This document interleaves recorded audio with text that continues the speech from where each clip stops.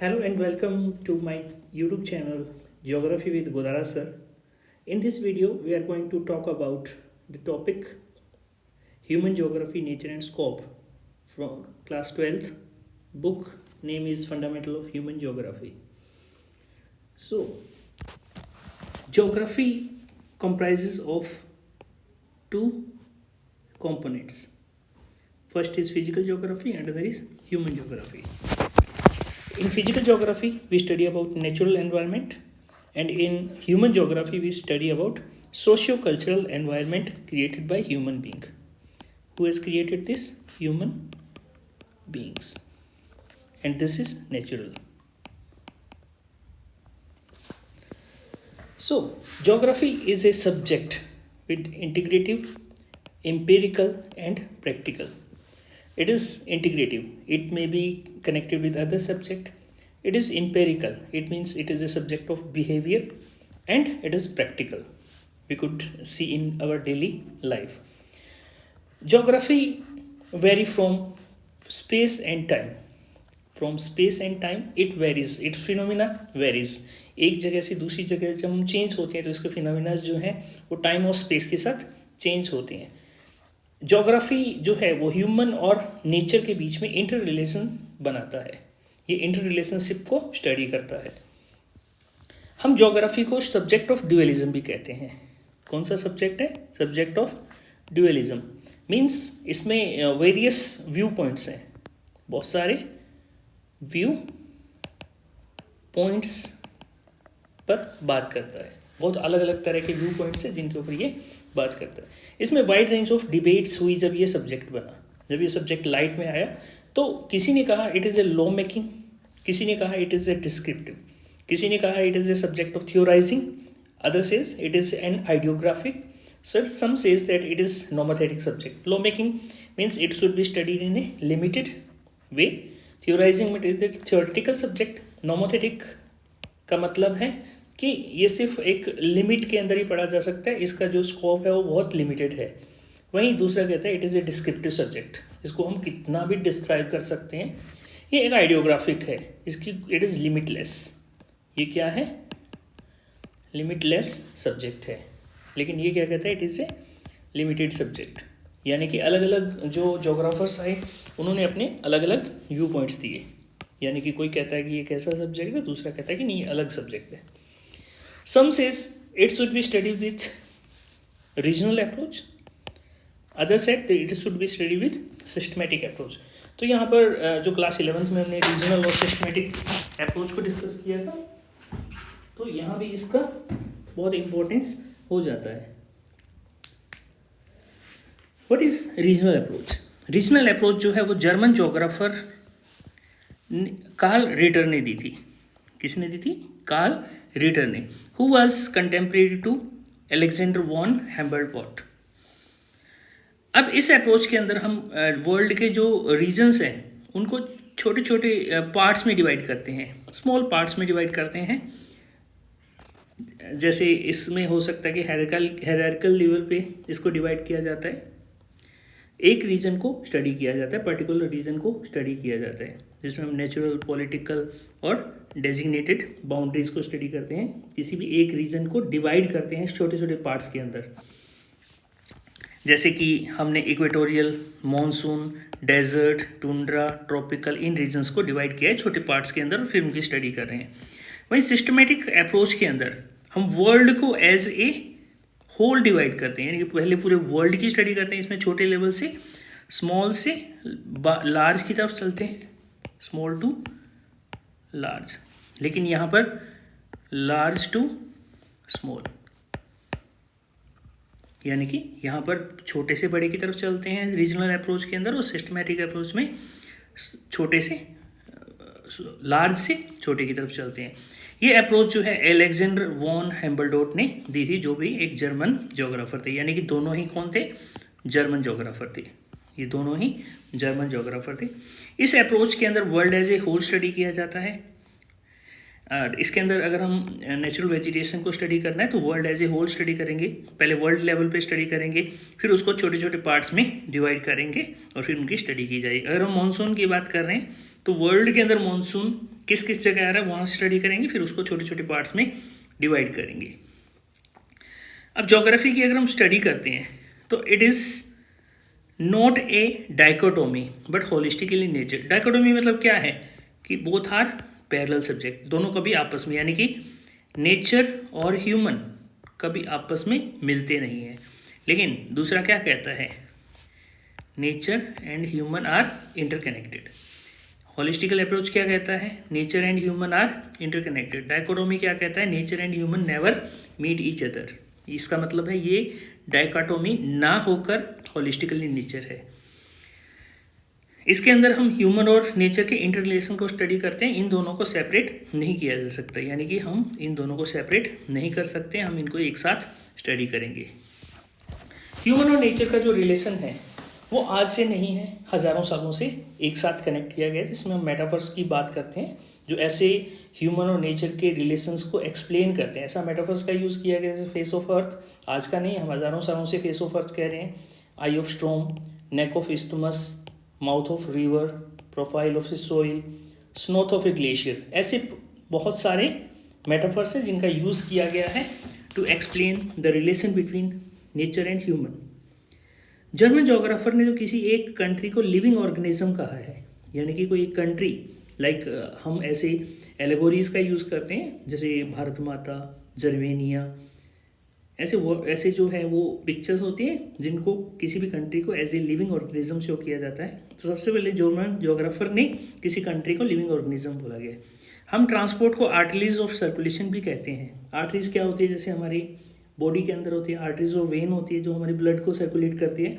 अगर हमारा ब्लड रुक जाएगा तो पूरी हमारी बॉडी रुक जाएगी, तो इसी तरह से अगर ट्रांसपोर्टेशन रुक जाएगा तो हमारा पूरा वर्ल्ड रुक जाएगा। There are some definitions which we will discuss, और डेफिनेशंस बहुत इंपॉर्टेंट हो जाती है क्योंकि इन डेफिनेशंस के ऊपर बहुत बार क्वेश्चंस आ जाते हैं, एमसीक्यू भी पूछे जाते हैं। सबसे पहले हमारी जो डेफिनेशन है that is given by Ratzel. Human geography is the synthetic study of the relationship between human society and the earth surface. इसके ऊपर जो सबसे ज़्यादा एम्फेसाइज किया गया, सबसे ज़्यादा जोर दिया गया दैट इज ऑन सिंथेसिस, यानी कि ह्यूमन और नेचर के बीच में सिंथेटिक स्टडी है human geography. Then next is by Ellen C Semple. ये क्या कह रहा है Ellen C Semple, human geography study the changing relationship between unresting man and unstable अर्थ।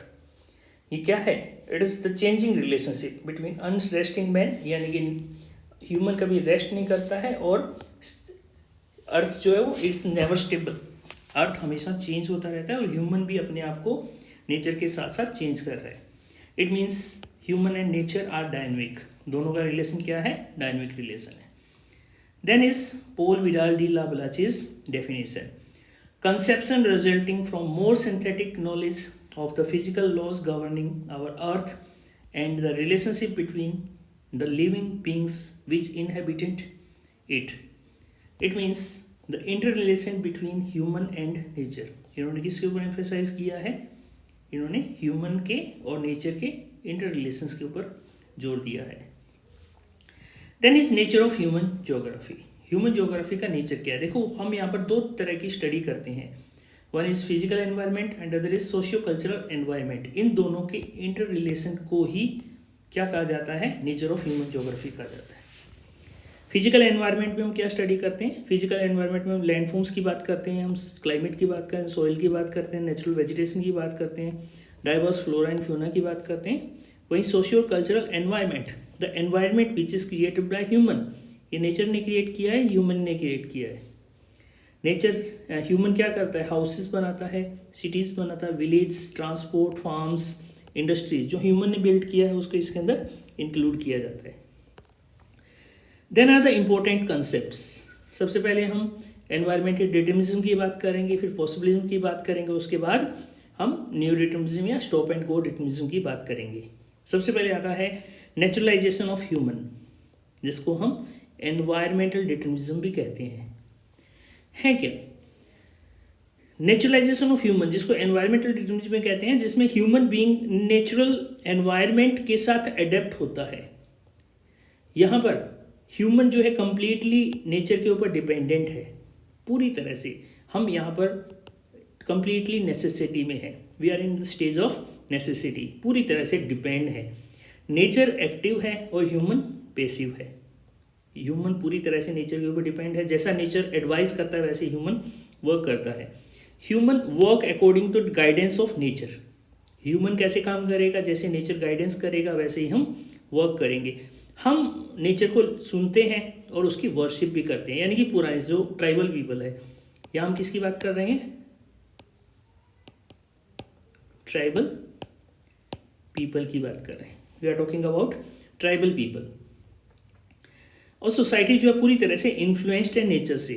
वो लेवल ऑफ टेक्नोलॉजी जो है वो यहाँ पर बहुत लो है, बहुत लो लेवल ऑफ टेक्नोलॉजी का यहाँ पे यूज़ कर रहे हैं। और ह्यूमन जो है सर्वाइवल है वो डिपेंड करता है नेचर के ऊपर। ह्यूमन कैसा रहेगा, वो सर्वाइव करेगा या नहीं करेगा, ये कौन डिसाइड करेगा, नेचर डिसाइड करेगा। और मदर नेचर है हमारे लिए, हम पूरी तरह से नेचर के। ये कंसेप्ट किसने दिया है, इट वॉज गिवन बाय रेडजल। ये कंसेप्ट किसने दिया, रेडजल ने दिया। ये डेवलप कौन कंसिडर करेगा, नेचर कंसिडर करेगा।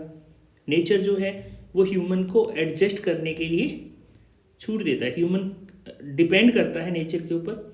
नेचर एक्टिव है और ह्यूमन पैसिव है। Man totally depend on nature.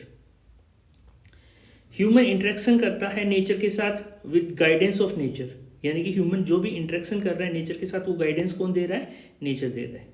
Second concept, ये कंसेप्ट बहुत इंपॉर्टेंट है।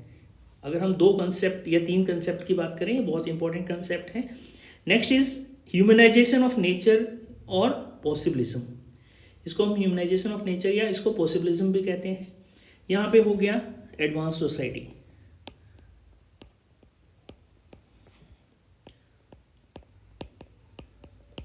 जो हमारी एडवांस सोसाइटीज़ हैं वो जैसा रह रही है, दैट इज़ पॉसिबिलिज्म। यहाँ पे जो ट्राइबल पीपल हैं वो जैसा रह रहे हैं वो है एनवायरमेंटल डिटर्मिनिज्म। ह्यूमन जो है वो पॉसिबिलिटी क्रिएट करता है, यानी कि हम नेचर को अपने अकॉर्डिंग चेंज कर सकते हैं। हम जैसा चाहें वैसे नेचर को चेंज करने की पॉसिबिलिटी हमारे पास अपॉर्चुनिटी है। We are in the stage of complete freedom. हमने स्टेज ऑफ नेसेसिटी से कहाँ आ गए हैं, कंप्लीट फ्रीडम में आ गए। पहले कहाँ थे, नेसेसिटी में थे, आज कहाँ आ गए हैं, कंप्लीट फ्रीडम में आ गए हैं। ये कंसेप्ट किसने दिया, पॉल विडाल डी ला बलाचे ने। यानी कि इस कंसेप्ट को कौन फेवर करता है, पॉल विडाल डी ला बलाचे।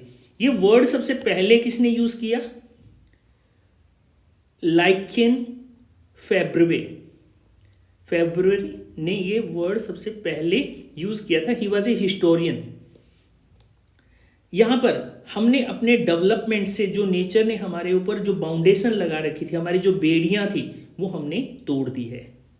हमने उन बेड़ियों को तोड़ दिया है, हमने उन सेकल्स को लूजन कर दिया जो नेचर ने हमारे पैरों में डाल रखी थी। आज हम नेचर के साथ मैन जो है वो एडेप्ट करता है, एडजस्ट करता है, मॉडिफाई करता है जो भी फोर्सेस हैं फिजिकल एनवायरनमेंट की। यानी कि आज हम एक्सट्रीम से एक्सट्रीम क्लाइमेटिक कंडीशन में सर्वाइव कर सकते हैं, हम रह सकते हैं। यहाँ पर मैन एक्टिव है और नेचर पैसिव है। Man is master of possibility, यानी कि हम अपने अकॉर्डिंग पॉसिबिलिटीज़ को क्रिएट कर सकते हैं, हम उनको चेंज कर सकते हैं। मैन कंट्रोल करता है, यानी कि आज हमने डिजीज़ को कंट्रोल कर लिया है, एरोडायनेमिक प्लेन को उड़ा सकते हैं, हमने नेचर को अंडरस्टैंड कर लिया, पूरी तरह से नेचर को कंट्रोल कर लिया है।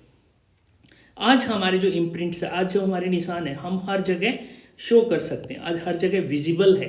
यानी कि आज हमने माउंटेन्स की ऊंचाई को छू लिया है और ओशन की गहराई को छू लिया है। यानी कि आज हमने माउंट एवरेस्ट को भी फतेह कर लिया है और जो डीपेस्ट पॉइंट है वर्ल्ड का, यानी कि हाईएस्ट एंड डीपेस्ट पॉइंट दोनों को हमने छू लिया। आज हमने एरोप्लेन के हेल्प से वर्ल्ड की ऊंची से ऊंची जगह को और नीचे से नीचे जो है वो सबमरीन्स का यूज़ करके हमने उसे हासिल कर लिया है। तो आज हम ह्यूमन जो नेचर्स के साथ इंटरेक्ट कर रहा है वो किसकी हेल्प से कर रहा है, टेक्नोलॉजी की हेल्प से कर रहा है। टेक्नोलॉजी यहाँ पे बहुत इंपॉर्टेंट है। Then is neo determinism. देखिए, नियो डिटर्मिनिज्म या स्टॉप एंड गो डिटर्मिनिज्म ये बोलता है इन दोनों के बीच का पॉइंट, ना हमें इसकी तरफ जाना है ना हमें इसकी तरफ जाना है, इन दोनों के बीच का पॉइंट यानी कि मध्य मार्ग हमें क्या अडॉप्ट करना है, मध्य मार्ग या मिडिल पाथ अडॉप्ट करना है, जो किसने दिया था, ग्रिफिथ टेलर ने दिया था। ये कंसेप्ट किसने दिया, ग्रिफिथ टेलर ने दिया। इसने कहा कि ना हमें एनवायरमेंटल डिटर्मिनिज्म की तरफ जाना है ना पॉसिबिलिज्म की तरफ जाना है, ना हमें ह्यूमनाइजेशन ऑफ नेचर करना है ना नेचुरलाइजेशन ऑफ ह्यूमन करना है। हमें क्या करना है, हमें एक ऐसी कंडीशन में जाना है ना एब्सोल्यूट नेसेसिटी हो ना एब्सोल्यूट फ्रीडम हो, यानी कि दोनों के बीच का हो, ना हमें पूरी तरह से फ्रीडम में जाना है ना पूरी तरह से नेसेसिटी में जाना है। अगर हम फ्री रन करेंगे, अगर हम पूरी दौड़ लगाएंगे, अगर हम यहाँ चले जाएंगे तो अगर हम यहाँ जाते हैं तो एक्सीडेंट होता है। अगर हम गाड़ी को पूरी तेज़ दौड़ाएंगे, कोई भी ब्रेक नहीं लगाएंगे तो क्या होगा, एक्सीडेंट होगा। तो एक्सीडेंट को अवॉइड करने के लिए हमें कुछ रूल्स को फॉलो करना पड़ेगा। ये रूल्स होंगे हम जब नेचर को ओबे करेंगे और सस्टेनेबल डेवलपमेंट करेंगे, यानी कि दोनों को, हमें नेचर को भी मानना है और डेवलपमेंट भी करना है, यानी कि हमें इसको भी फॉलो करना है और इसको भी फॉलो करना है, यानी कि दोनों को फॉलो करना है। तभी हम डेवलपमेंट कर सकते हैं, तभी हम डेवलपमेंट की तरफ जा सकते हैं। अब हम जब फ्री रन कर रहे थे, यानी कि जब हम यहाँ पर थे, जब हम पॉसिबिलिज्म को फॉलो कर रहे थे, तो हमारे जो इम्पैक्ट्स है उसका हम नेचर को पूरी तरह से जब एक्सप्लॉइट कर रहे थे, तो हम ग्रीन हाउस इफेक्ट का आज हमारे ऊपर प्रॉब्लम आ रही है, ओजोन लेयर डिप्लेशन की प्रॉब्लम है, ग्लोबल वार्मिंग की प्रॉब्लम है। तो इनको अगर हमें अवॉइड करना है तो हमें ट्रैफिक रूल्स को फॉलो करना पड़ेगा। ना हमें रेड लाइट को फॉलो करना है ना हमें ग्रीन लाइट को फॉलो करना है, हमें क्या करना है, एम्बल लाइट को फॉलो करना है या येलो लाइट को फॉलो करना है। येलो लाइट का मतलब है कि हमें बैलेंस रखना है, इसका मतलब है स्टॉप एंड गो डिटर्मिनिज्म, हमें देखना है और चलना है, देखना है और चलना है, ना हमें फ्री रन करना है ना पूरी तरह से रुक जाना है। तो इसी को क्या बोला गया है, नियो डिटर्मिनिज्म या स्टॉप एंड गो डिटर्मिनिज्म कहा गया है। यानी कि पहला कंसेप्ट कहता है कि हमें पूरी तरह से नेचर के पास रहना है, नेचर जैसा कहता है वैसे करना है। सेकंड कंसेप्ट हमें कहता है कि हमें पूरी तरह से नेचर को इग्नोर करना है और हमें डेवलपमेंट करना है। लेकिन जो थर्ड कंसेप्ट है वो कहता है कि ना हमें नेचर को इग्नोर करना है ना पूरी तरह से डेवलपमेंट करना है, हमें नेचर को भी फॉलो करना है और हमें सस्टेनेबल डेवलपमेंट करना है। जो कंसेप्ट किसने दिया, ग्रिफिथ टेलर ने दिया। Then is human geography through corridors of time. देखिए, हम किसी भी जो इकोलॉजिकल निच है, किसी भी टाइम के अंदर सबसे पहले हम एडेप्ट करते हैं, फिर एडजस्ट करते हैं, फिर मॉडिफिकेशन करना स्टार्ट करते हैं। यानी कि ह्यूमन अपने एनवायरनमेंट के साथ कैसे प्रोसेस करता है, सबसे पहले एडेप्ट करता है, फिर एडजस्ट करता है, फिर मॉडिफिकेशन करता है। ये जो ह्यूमन की जो ज्योग्राफी है वो टेम्परल कॉन्टिन्यूम अप्रोच है, यानी कि वो टेम्परेरी है और कॉन्टिन्यूसली वो ह्यूमन जो है नेचर के साथ इंटरेक्ट करता है। एक टाइम के लिए वो करता है, फिर वो कंटिन्यूसली उसके साथ करता है, फिर वो क्या करता है, मॉडिफिकेशन करता है। ह्यूमन ज्योग्राफी जो है वो लिमिटेड एक्सेस देता है पीपल को, और जैसे कि सबसे पहले जो है हमें लिमिटेड नॉलेज था एरिया के बारे में।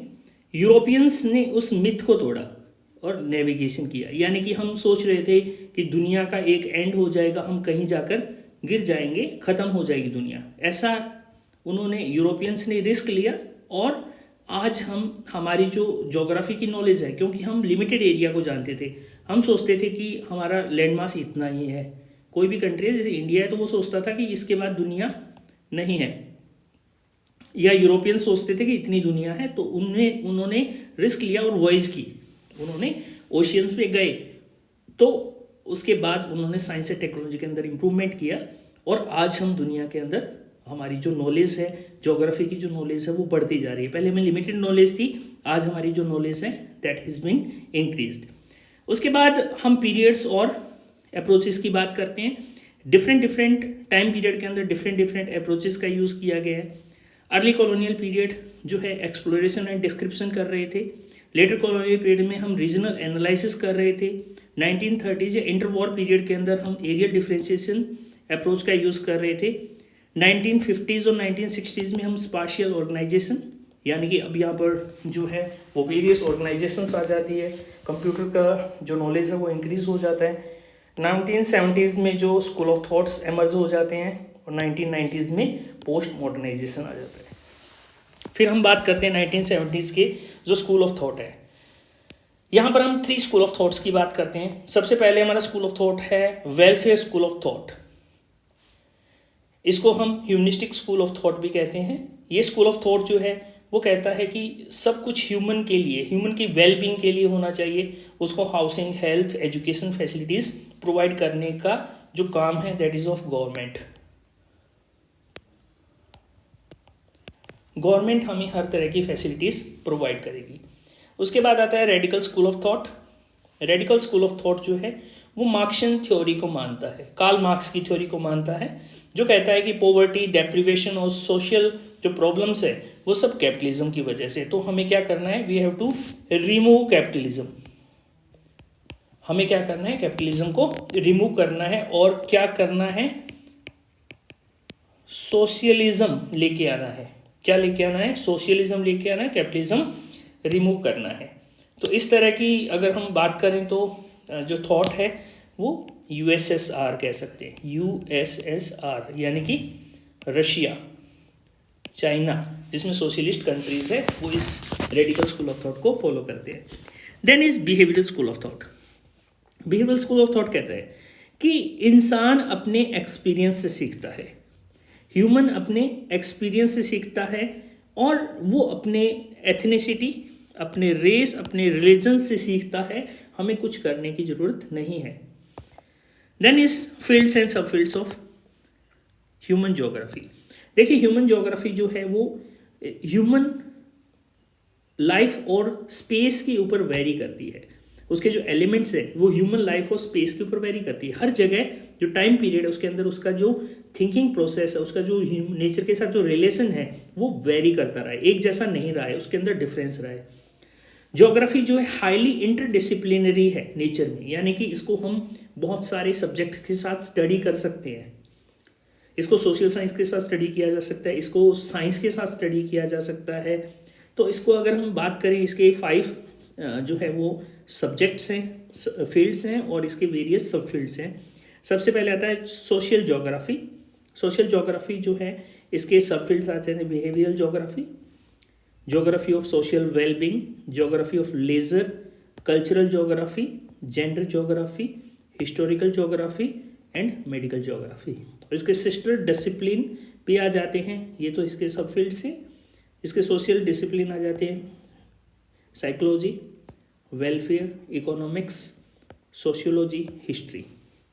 तो इसके ऊपर अगर क्वेश्चन आ जाता है, डायरेक्ट क्वेश्चन आ जाता है, कई बार इसमें 3 मार्क्स का या 5 मार्क्स का क्वेश्चन आ जाता है कि राइट द फील्ड्स एंड सब फील्ड्स, तो ये आपका ये आंसर हो जाएगा उस क्वेश्चन का, this is answer. Then is urban geography. इसके जो फील्ड्स हैं, फील्ड्स इसके अंदर जो सब फील्ड्स हैं वो नहीं दिए हुए, इसके सिर्फ सिस्टर डिसिप्लिन्स दिए हुए हैं, जिसमें अर्बन स्टडीज़ एंड प्लानिंग आ जाता है, सिर्फ एक ही दिया हुआ है। उसके बाद पॉलिटिकल ज्योग्राफी की अगर बात करें तो इसके सब फील्ड्स आ जाते हैं electoral geography and military geography, और इसके सिस्टर डिसिप्लिन्स आ जाते हैं political science and military science. उसके बाद पॉपुलेशन ज्योग्राफी, जो पॉपुलेशन को हम डेमोग्राफी भी कहते हैं, तो इसका सिस्टर डिसिप्लिन है demography. It means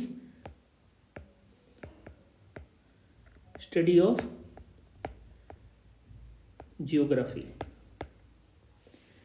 then is economic geography, जिसका जो सब फील्ड्स हैं वो है geography of resources, geography of tourism, geography of marketing, और इसके सिस्टर डिसिप्लिन्स हैं economics, industrial economics, industrial international trade, resources economics etcetera. Thank you, have a nice day.